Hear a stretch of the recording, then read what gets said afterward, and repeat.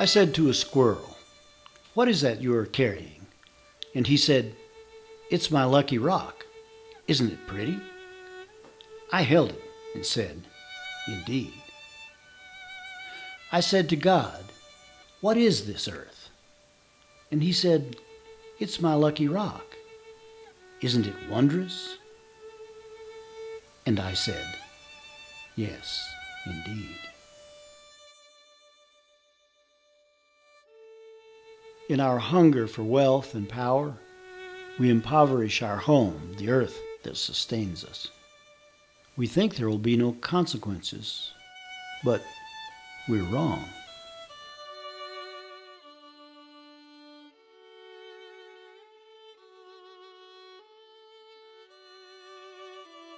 Interconnection can be seen as a spiritual fact, but it's also a scientific fact. We are learning that the earth functions like an invisible organism. We are various cells of one living body. Those who work to save the earth are its antibodies. We have every bit of the technology we need to solve this problem. That is not an obstacle, period. What is an obstacle is the lack of political ability and economic organization to make the change. It's just legalized bribery. I'm a lobbyist and have been for 30 years in Washington, and I can tell you that corporate enterprises buy the Congress of the United States. And believe me, climate change is going to blow our minds because we're on a roller coaster of our own making, and we're at the top of the roller coaster, and we don't know how far and fast it's going to drop, but when it drops, it will, because you can't bribe Mother Nature. Along comes climate change, and people say, oh, well, it's just another one of those godless, liberal, atheist, tree-hugging issues.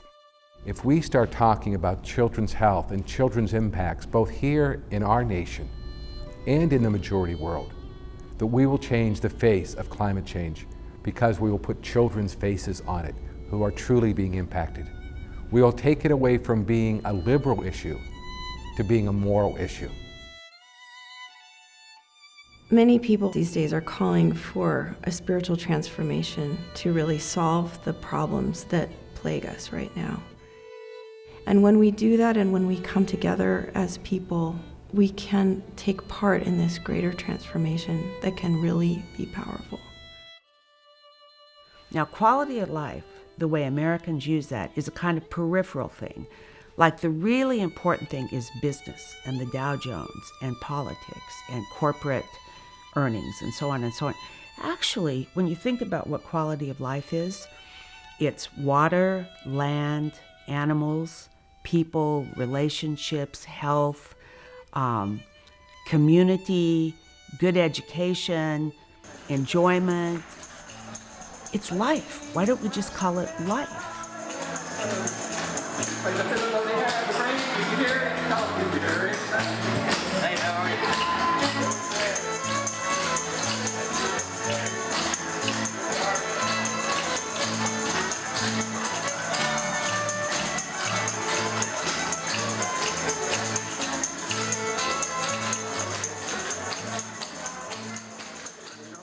This is the oldest mountain range in North America, one of the, perhaps the oldest mountain range in the world. This area here, the Clinch River in particular, this is the richest and most biodiverse watershed in the country. So under the George W. Bush administration, had decided that this was, that they changed the technical language of the Clean Water Act and allowed this strip mining to happen, where to get to seams of 18 inches to 3 feet of coal, they took off 500 to 1,000 feet of the top of the mountain. 500 mountains are gone. They changed the language and said that's not mine waste, that's overburden. They could put it on the streams, and that wasn't destroying the streams, that was just elevating the streams. What it produced was, it opened up these toxic chemicals or metals that had been in the rock, and now they wash down the streams into the communities. The question we're asking, are communities that live close to mountaintop removal sicker than communities that live elsewhere? That's why you'll be doing surveys here in Wise County, and you'll also be doing surveys in Smith County. that's 100 miles away and be comparing the difference between the two.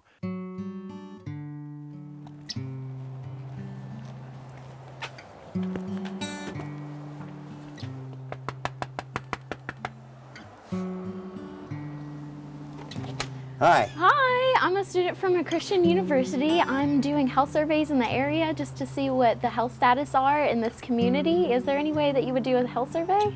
Sure. Sure, okay. Come on in. All right, thanks. Have you ever been told by any type of health professional, such as like a nurse or a doctor, that you've ever had a heart attack, or it's also called a myocardial infarction? I've had 3 major heart attacks. You've had 3 major heart attacks, okay. Oh, we played up in the mountains as a child. We used to go to what we call the Big Rock back here. And when we were just beginning to learn how to court a little bit, we would have our girlfriends take us up there, and they would make candy out of a little rock stove we built up there. Wow. And they would make chocolate fudge, and we'd sit up there and eat the fudge and have good times. And we played in the mountains. The people that are in Wise County, you'll ask somebody if they have cancer, and they will list off 2 different types of cancer. And then when you get to the family history of cancer, their immediate family members, each one of them will have at least 2 types of cancer as well. We went to the town of Prenter, West Virginia, a town of a couple hundred people. 6 people had brain tumors. You know, as the students talked to one of them, the water is so polluted that, you know, there should be 1 in 100,000, not 6 in 200 people. Mountaintop removal is the top of my list. And they're going to continue on around that mountain. I miss it. It ain't like it used to be.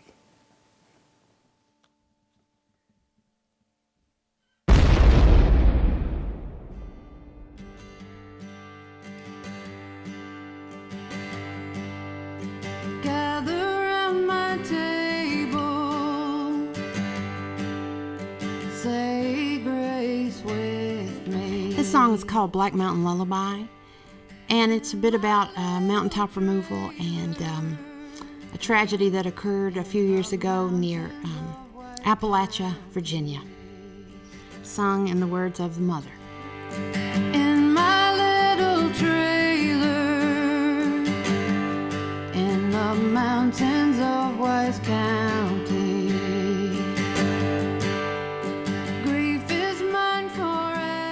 I'm standing right here on what was the home of a child named Jeremy Davidson, who was killed here in 2006, I believe. One night, he was asleep in his bedroom, and a boulder rolled off the side of this mountain where a coal company was operating without a permit to even be there. That boulder rolled off, rolled into that home and crushed that child to death, a 3-year-old child.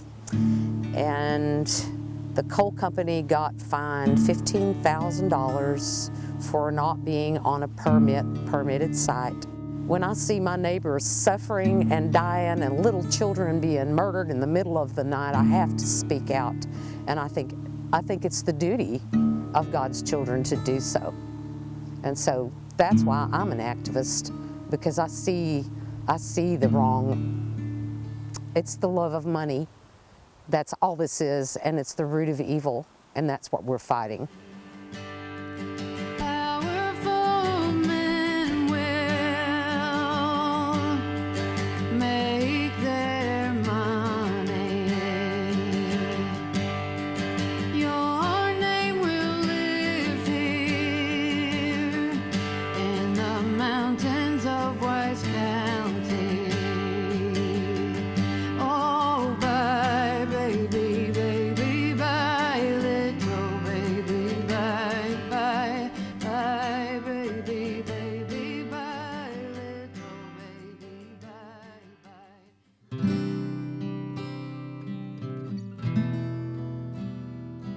What are we gonna do about the dead trees?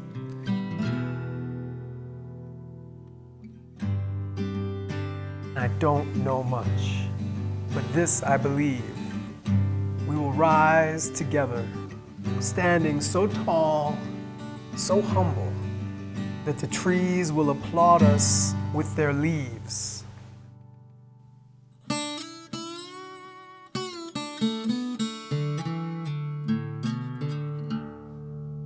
Science is really just about exploring God's creation and discovering it and understanding it.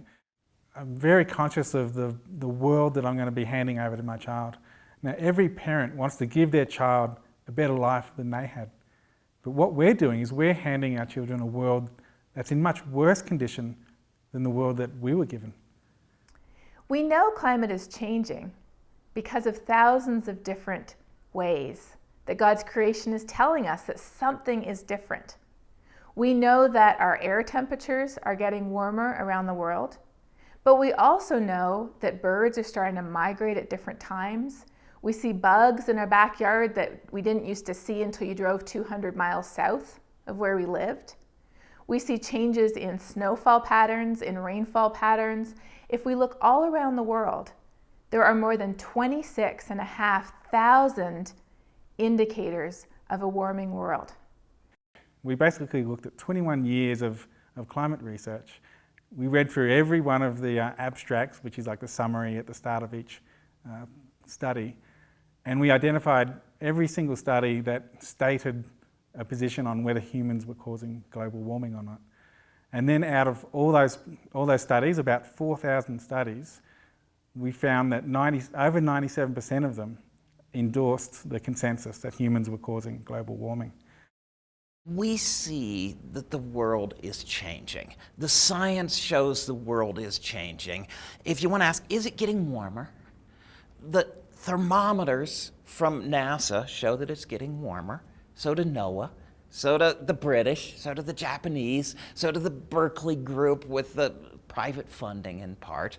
If you take thermometers just in the country, they show it's getting warmer. If you take thermometers in holes in the ground, they show it's getting warmer. If you take thermometers taken up on balloons, they show it's warmer. Thermometers looking down from space, they show it's warmer. But if you live in the world, my tomato patch is in a different plant zone than when I moved to Pennsylvania. When we look at the sun's energy has actually been going down over the last 40 years. So if our temperature were being controlled by the sun right now, we would actually be getting cooler, and we're not. So the sun has a perfect alibi. What about those changes in the Earth's orbit? Could it just be that we're still getting warmer from the last ice age? Well, no. We can actually do those calculations, and it tells us that the next thing we can expect is another ice age. So if the atmosphere is getting warmer, that means the heat's coming from the ocean.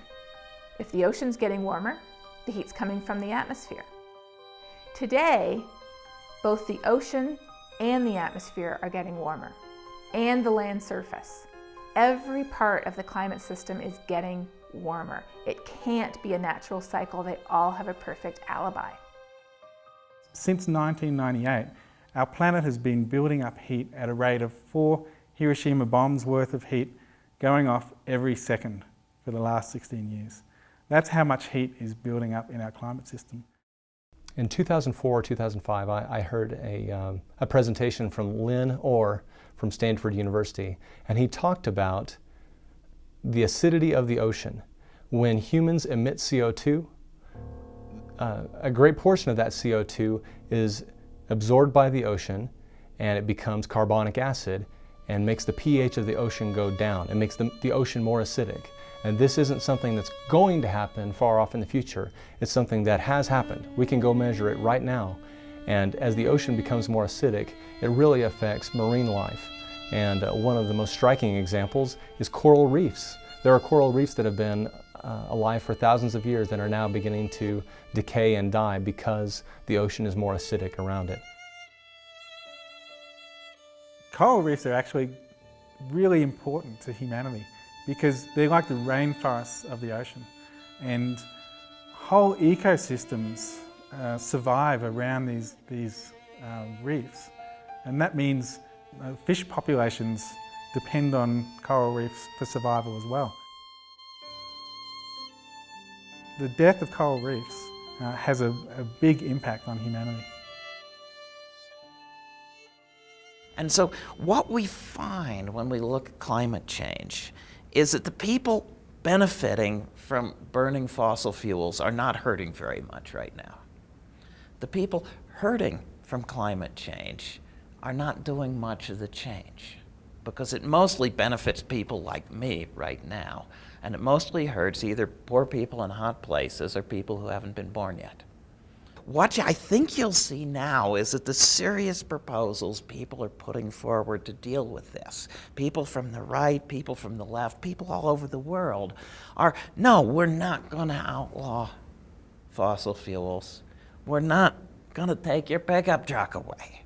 What we're going to do is put everybody on an even keel, and you do that by, if you change your neighbor's climate, you have to pay a little. And then let brilliance, let free enterprise, let the market work, and good ideas will bubble up, and that will help everyone.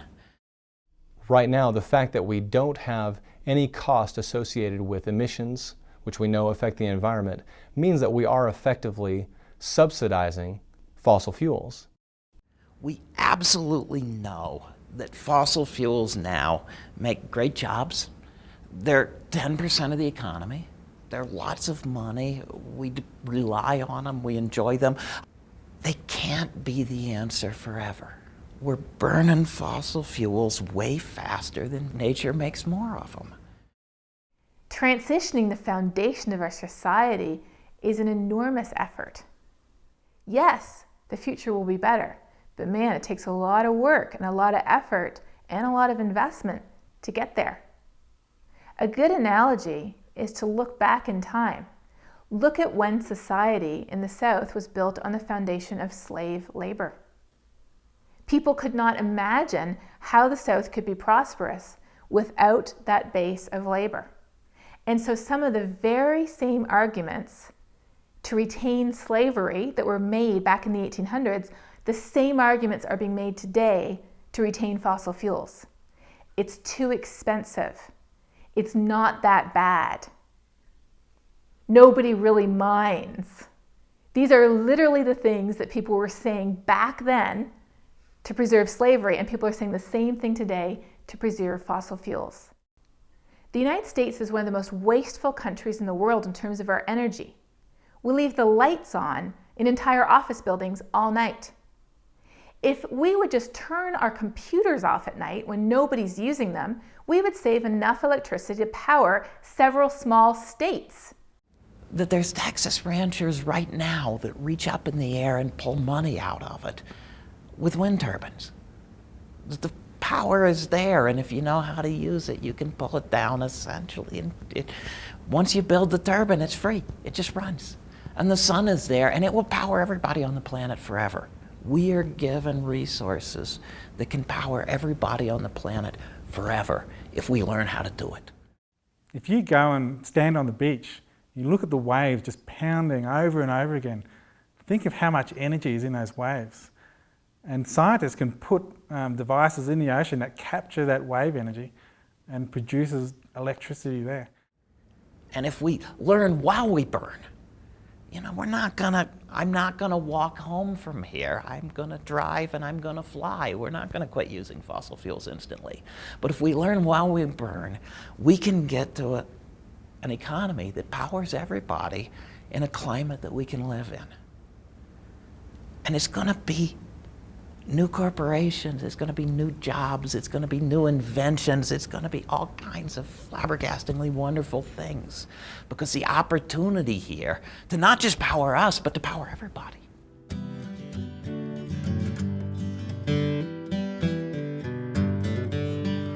Out on the high desert prairie, at the edge of the cold Arctic Sea, from jungle to broad fertile valley, as far as the eye can see, there's a world we've all been given, a mother too precious to lose. Stewardship or domination, which way will we People have hundreds of years of tradition. When to go out on the ice, what type of animals to hunt, how to preserve those animals, how to feed their family. Today, those traditions are failing them. The ice no longer supports their weight. The animals no longer come when they used to. The frozen lockers underground that they dig, the frozen holes they dig to store those large animals like walruses, that used to keep those walruses frozen all year round, they're melting and the meat is decaying. It is affecting our culture. It is affecting our location. And they all go together. We depend a lot on what the ocean provides for us. And the ice is very important, not just to us in Kivalina, but to the animal, the sea mammal. They need it. It's part of their whole system. I was married to a whaling captain, and we landed our first whale in 1987. It was a 59 feet female. Our elders tell us these things about whaling where, you gotta be a good person. You gotta have a clean heart. You gotta care about people. You have to respect the elders. You have to take care of the poor. You have to take care of the widowed. And you can't just do that just because someone said it. It's gotta be from your heart, because the whales know. And that's what our elders told us. And so we just obeyed. We never questioned. We just obeyed. So when you're out whaling, the whale, it gives itself to you. I mean, that is a huge responsibility. I never knew how big a deal it was till we landed a whale, and it was like the most humbling experience of my life. The whales know everything. They say, how do they know it? I had all of these questions.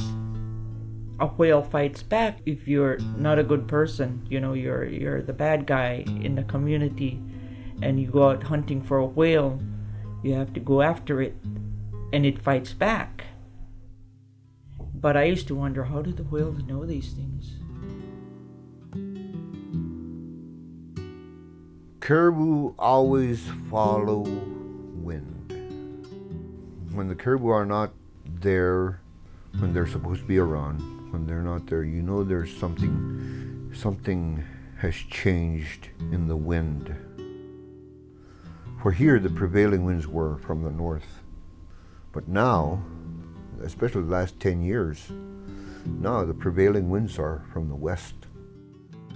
Our eyes have opened, us here who have to deal with it, those of us who have to deal with climate change. Our eyes are open.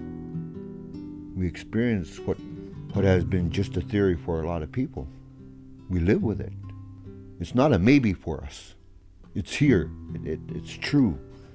And we've had to adjust to it drastically. Our resources they're all renewable. The uruk, the caribou,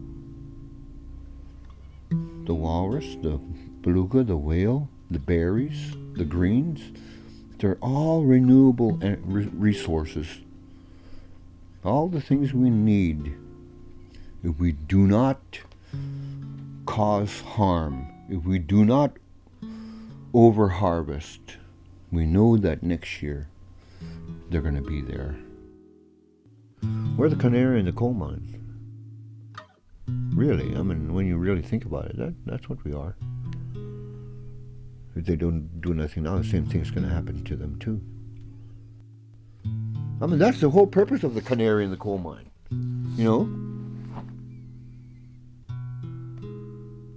To make changes, to wait. Stop what you're doing and see if everything will be okay.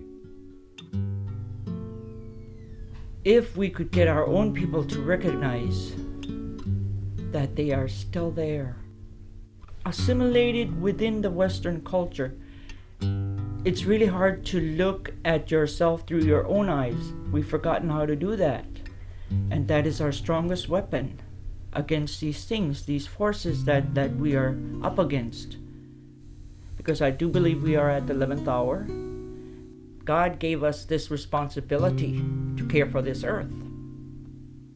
Repentance simply means a changing of the mind, changing what you think about yourself and about what God has told you you need to do. Leave as small a footprint as you can so that the next generation can enjoy the same thing you enjoyed.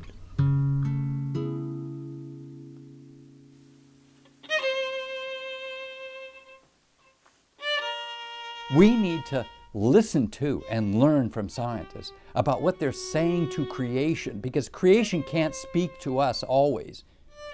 But scientists can tell us what creation is saying. And the creation that God gave us is speaking out. It's crying out to us in so many ways. It's just we don't have ears to hear. The evidence of what's happening to the planet that is irreversible, that so struck me that I was hit in the face, where I had one of these OMG moments. Is the planet able to survive one species that then begins to dominate and destroy all the others with climate change, habitat destruction, pollution, the destroying of all of the resources that were given us by God? Is it right for one species, us, to do that to everything else? It's the worshiping of a golden calf called our lifestyle. The lifestyle that has been given us and we think we're owed. And so we have to shift from, we take things from the earth, we make things, and we put the trash back into the earth, which is a take, make, waste mentality, to a borrow, use, and replenish mentality, which says we borrow from the earth, we use its resources for God's glory, and then we replenish the earth. And we can live that new way, and it's entirely plausible. So I'm for divestment. That's my answer. So I go around the country saying, take your investments out of big oil, because that's the only way they will get the message.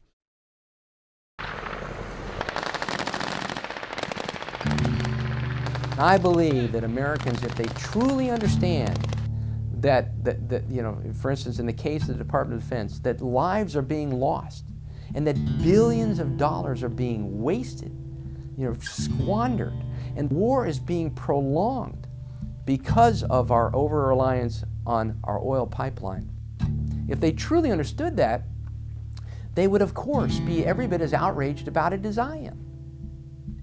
What's sad about this war is that for the first time ever in our nation's history, we are funding both sides of the war. Because our addiction to oil goes back into the coffers of those that would do us harm. The people that are building bombs to kill our soldiers right now are being funded by our over-reliance on oil. That money ends up, we're sending $1 billion a day to Iran. Perhaps the biggest institutional roadblock to this is what I call the tyranny of passive leadership. You've got people in decision makers in key positions, in positions of authority within the Department of Defense that are afraid to make a bold or a decision that puts them at risk. We need a policy signed by the Secretary of Defense, the top guy in the Department of Defense. The policy needs to simply say that energy efficiency is a requirement. We would establish metrics in which commanders are measured by how they reduce their energy. We would make them responsible for all of their energy use. We would make them accountable for all of their energy use. Right now, there's none of that. Drill, baby, drill is not an acceptable answer. The problem is not the source of our addiction. The problem is the addiction itself, the disease of our addiction. You don't get a man or a heroin addict by, off of heroin by providing him cheaper heroin. That's not the answer. The answer is get him off the drug. In our nation right now, we have a drug, it's called oil. We need to get off of oil. We need to solve the addiction. Finding more sources to sustain that addiction is not the answer. The addiction is creating climate change. Climate change creates instability, and instability creates political upheaval and tension. And when that happens, then instability is going to unfortunately put instances in which soldiers like myself are going to have to fight and die in some foreign place in order to maintain the peace. Peace. Hold close in your hearts this simple understanding and dream, because no matter how far away it may seem, or how lost we may be, the light will always reach us, and love will always find us. No matter where we have buried our hearts, love will find us. Love will find us and make miracles of us all.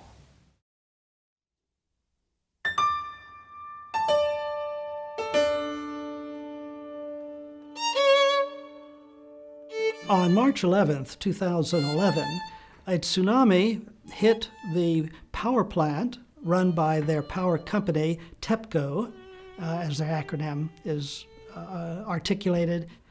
And as a result of the earthquake and the tsunami, what happened was that the power plant, which has multiple stations, was brought to its knees. And in spite of repeated denials, now there's acceptance by TEPCO that there's been total and complete meltdowns of a variety of those nuclear stations there at the plant. One of the meltdowns literally blew up and blew the top off of the station. Primarily to save money and based on the design, that particular component, that nuclear generator, had about 1,550 rods that are perhaps 6, 8, 12 feet long, about that round, and they were stacked in this container entity 100 feet above the ground. And therefore, they are there. The top of the building was blown off. They're exposed. They are continuously being cooled. They may be impaired. And they represent what constitutes 1,550 atomic bombs that could go off. And if one cascaded to the other, you could have a cataclysmic explosion. Reactor number 4 alone, 10 times greater than Chernobyl accident, and 14,000 times of a Hiroshima bomb. So if there is another earthquake, another tsunami, that building goes down, and you would have the level of explosion and the release of deadly cesium-137 that could clearly fry Tokyo. It is generally recognized that there is not yet any known technological, methodological approach to a situation that has never, ever occurred in the history of mankind. We never thought the production by human accident would affect tens of thousands of years. I never thought of this. We living under the two sets of law, government law and spiritual law. We are tiny, tiny species. And we, human beings, newcomer among species. So we have to understand we are one of the tenants of the planet. There have been a number of groups in the world, including what are called the Elder Brothers, who are high in the Andes, who came down, which was quite remarkable, to the lower villages, and they said, we are so close now to the tipping point that without a revision of our deepest thinking, you will have doomed this planet. The Great Mother taught us what we needed to do, and her teaching has not been forgotten right up to this day. But now they are taking out our mother's heart They are digging up the ground and cutting out her liver and her guts. The mother is being cut to pieces and stripped of everything. The great mother, too, has a mouth, eyes, and ears. They are cutting out her eyes and ears. If we lose an eye, we would be sad, and the mother, too, is sad, and she will end, and the world will end, if we do not stop digging and digging.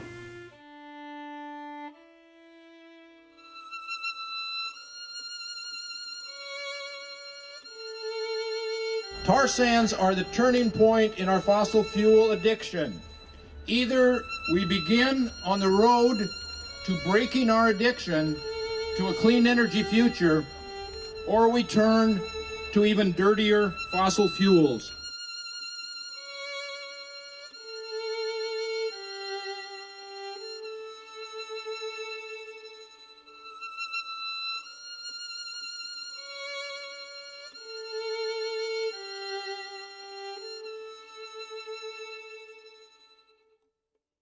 So here comes this multinational corporation, TransCanada, and it wants to carve a scar across our state directly through the most important part of that aquifer. 2012, when we got a knock on the door that says, "Hi, I'm your friendly TransCanada person, and have we a deal for you?" Not only was their home threatened, but they had just been told by a multinational foreign corporation that they were going to get steamrollered, and they didn't have any choice because that big corporation had all the money and all the lawyers. We are literally sitting on the largest freshwater supply in this country. 40% of the water used for drinking and irrigation comes from the Ogallala Aquifer, almost all of which is in our state. Water is, of course, incredibly important for agriculture. Doesn't just come out of a tap. It comes out of rivers, it comes out of springs, it comes out of aquifers that are big underground lakes that are not just water, but as part of the rocks and the soil and the clay and the limestone. This water permeates that, and there's a huge pool of it that stretches from where we are in Nebraska down into Texas. It is, as a geological formation, essential. And so there's a lot of places, if you talk to the landowners, and you go out there, you stick a shovel in the ground in one of those low spots, and you get water. I mean, it's that easy to reach right down into those aquifers.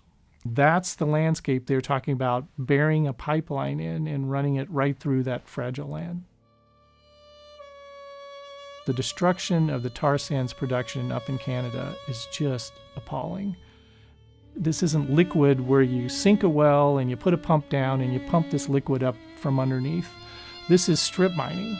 This is taking sandy, tarry sand that's in deposits in what essentially is a wetland complex and tearing up all the trees that are on top of it, and some pretty astounding forests up there that have a whole lot of good habitat, ripping all that apart so that you can expose this tarry sand and then processing it with some pretty nasty chemicals that end up in the Athabasca River, that end up in these huge lakes that you can actually see from the satellite. That's how big, the death ponds are from the chemicals that are there. In the couple of years they've been pushing for this Keystone XL pipeline, you've seen a number of accidents. Pipelines are enough, but just the recent rail accidents show the potential for destruction. In Kalamazoo, Michigan, in the Kalamazoo River in Michigan, there was an Enbridge company oil pipeline rupture that was 2.5, 3 years ago now. They still are not able to clean that up.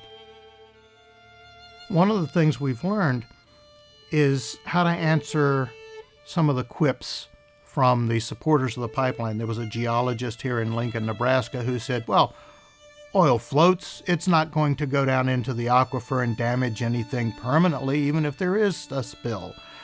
And in fact, that is not true because they're still getting balls of diluted bitumen from that tar sands pipeline out of the Kalamazoo River. There is a theory that the reason they want to come through this area with the Keystone XL pipeline is that when the tar sands dry up, and they will eventually, they will, if they keep digging them at the rate they're digging them, and they will still have easements on all this land over the Ogallala Aquifer, and they, at that time, if they keep, if we keep polluting the planet at the rate we're polluting it, clean water is going to be worth more than any gallon of oil ever was worth. And if that pipeline is across the aquifer, and I believe it's the world's best supply of clean water, that it would be very easy to tap into that supply and use it for corporate greed. And, they make their money off of the tar sands, and then they'll make their money off our water.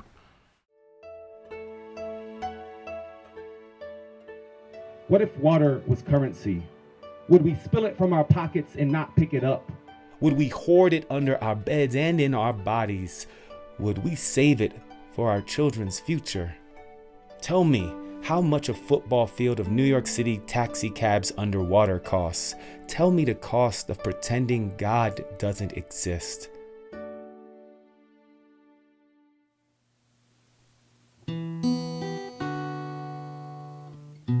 I was born and raised in the Sandhills on the same cattle ranch that my dad and my grandpa grew up on. It's a lot easier to ruin something than it is to restore it. It takes a lot more time to restore something than it does to ruin it. And that's my greatest fear, especially with things like the pipeline and other things that damage the land or the water or the environment in some way, is just that knowledge that once you've altered something significantly enough, it takes a very long time to restore it, and it might not ever be restored. You always take care of the land, of the animals first, even before yourself. It will raise great crops, it will give you a great life, but you have to take care of it. And you have to be willing to be able to bend and not break when the tornadoes come through, when the hail comes through, when it won't quit raining, when it won't rain, when the snow's piled up so high that you can't get out the door, but you have to go take care of the livestock. So you may be outside all day in a blizzard making sure that the animals are cared for, and you may be suffering yourself, but that's the type of people that live on the land in Nebraska.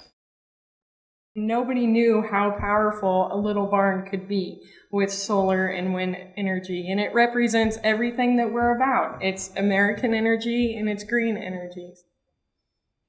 It did take a little bit, but now everyone gets it. This barn sends such a big message and a big signal. It's huge. It's more than just this little space.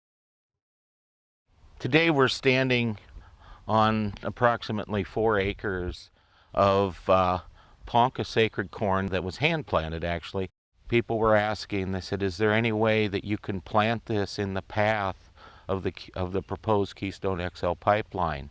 And I said, of course there is.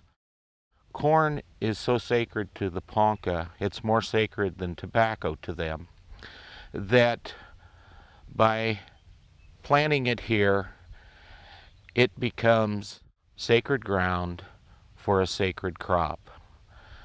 And consequently, the freedom of religion that is given to all Americans applies here. And no pipeline can come through here now because of this sacred corn. Our first allies were ranchers and farmers. The reason they were our allies is they need water. So we planned a little dinner party here at my house. And we had a really nice dinner and some French wine, and we talked for several hours.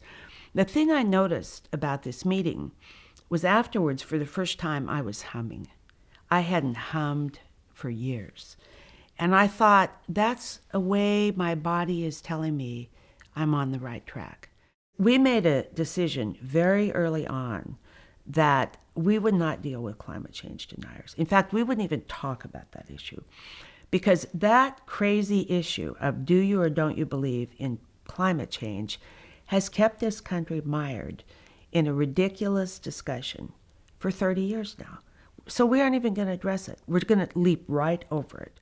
It's very important for people as they come to terms with reality to be connected with other people, because other people and action with other people generally is what gives people that sense of agency and hope. If they try to act alone, they're very vulnerable to despair. If they act with others, they're likely to experience what Durkheim called collective effervescence, which is a certain joy that comes from working with other deeply committed people on a cause you know is just. Martin Luther King called that beloved community.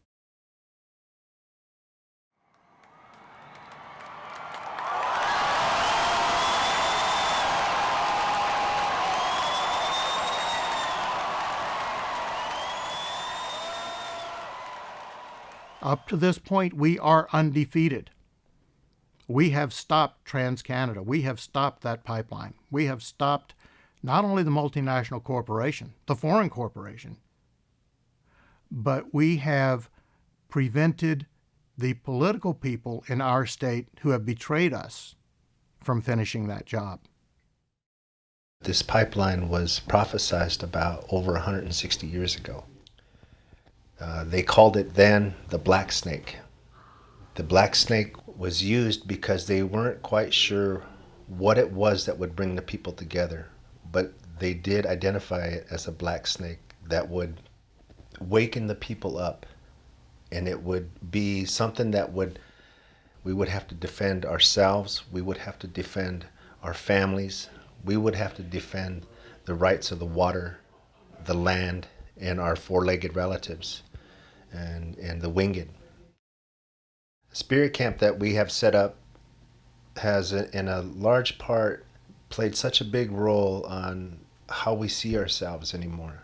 And although the pipeline may be on the private deeded land next to it, the right-of-way actually encroaches on that land.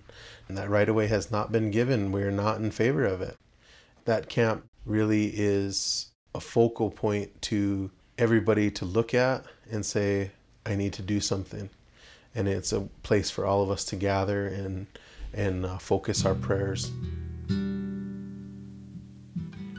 know, we got people, you know, that love this camp, you know, and people that come down here, they don't want to leave because it's so spiritual, so peaceful. You come out here, you know, you forget the outside world because it's going by too fast. You're string puppets.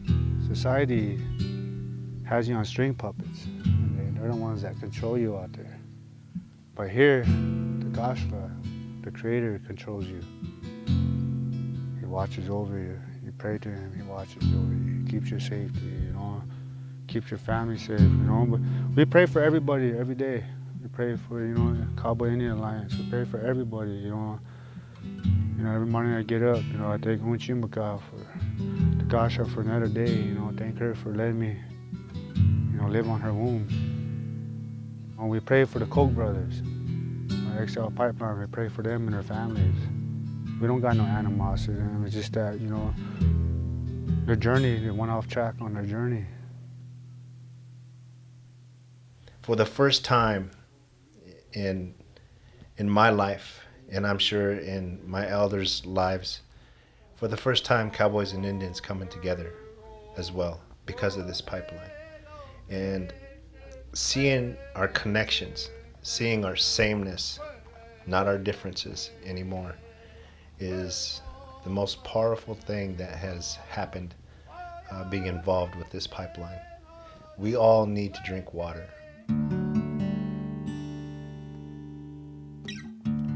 Imagine a giant asteroid on a direct collision course with Earth. That is the equivalent of what we face now. Yet we dither, taking no action to divert the asteroid, even though the longer we wait, the more difficult and expensive it becomes. If we'd started in 2005, it would have required emission reductions of 3% per year to restore planetary energy balance and stabilize climate this century. If we start next year, it is 6% per year. If we wait 10 years, it is 15% per year. Extremely difficult and expensive, perhaps impossible. But we aren't even starting. I'm actually pretty hopeful. I mean, no one really knows what time it is right now. We could be at the end. We could almost be at the end of the human era. Or we could be at the beginning of a new and marvelous world, not only for humans, but for all living things. So who knows? You know, who knows which way it will go? But I choose to believe, and I see ample evidence to support it, that things may move in a very positive direction, and very quickly. Because once there's a change in consciousness, things will happen very fast.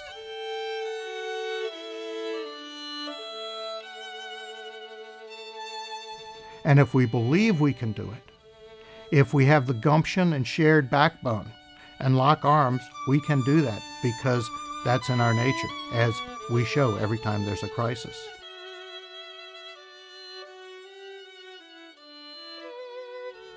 We will have to look our children and our grandchildren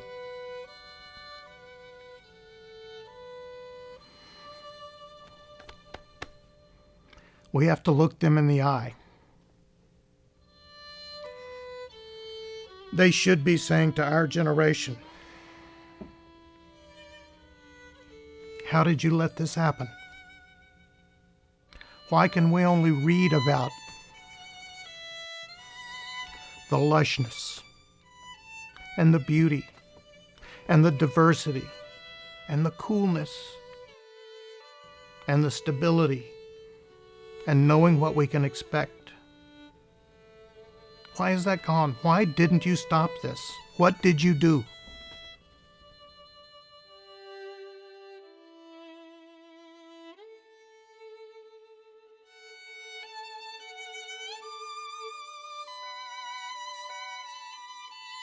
There's some elements still speaking to us. And those elements still know that we are with them. It's so very holy and sacred to bring this unified family. And that's where it's at, the water. We don't own the land. The land owns us. According to the original instruction of the supreme law, we are the caretakers. The pavement and concrete is not the answer. Answer is the divine roots of this land. And we are part of that. It's not something new. It's something holy.